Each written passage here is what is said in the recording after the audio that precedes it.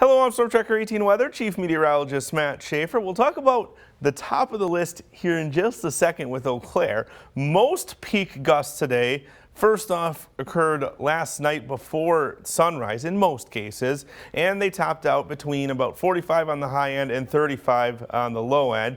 These were the top 6, excluding Eau Claire's at the top, because it was a lot higher than the other areas. Now here's how these are computed.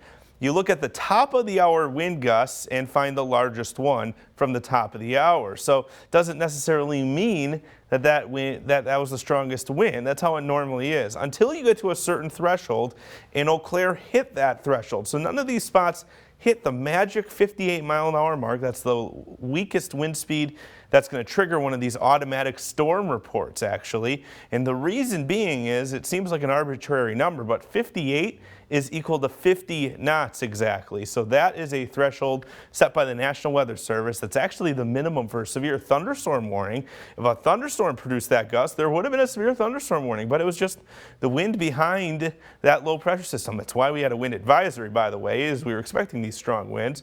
So it's likely, in fact, not just possible, that wind gusts were higher than what this reports, but not quite to the 58-mile-an-hour mark, because any of these locations would trigger an automatic report if it would have hit that. So that's why Eau Claire seems a lot higher than the surrounding areas. Futurecast has some snow to our north. It stays there, maybe a few clouds overnight tonight. We're going to call it mostly clear, and then clear out to almost complete sunshine tomorrow.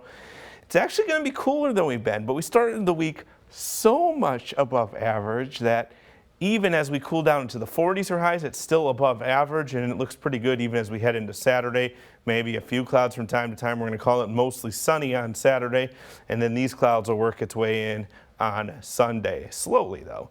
Tonight's low temperature is colder than we've been too, 20 degrees, but as I'd mentioned, that's still right about average for today's date. West-southwest winds of 3 to 8, so it's much lighter on those winds. And tomorrow, up to 43 for the high. That's nowhere near the 60s we had earlier this week, but still above the 39-degree average high for tomorrow's date. Northwest wind of 5 to 10, so maybe a tiny breeze, nothing like what we saw today. And then we step uphill again with temperatures up towards 60 on Saturday, mostly sunny. We lose an hour of sleep on Saturday night, but we're not losing sleep over this weekend forecast. Partly cloudy and warm again, highs in the low 50s on Sunday. Little cooler earlier next week, a chance for rain or snow or perhaps a wintry mix on Monday. And then a couple slight chances early Tuesday and another slight chance late on Wednesday on St. Patrick's Day. Temperature still near or above average, even as we get colder towards the end of next week.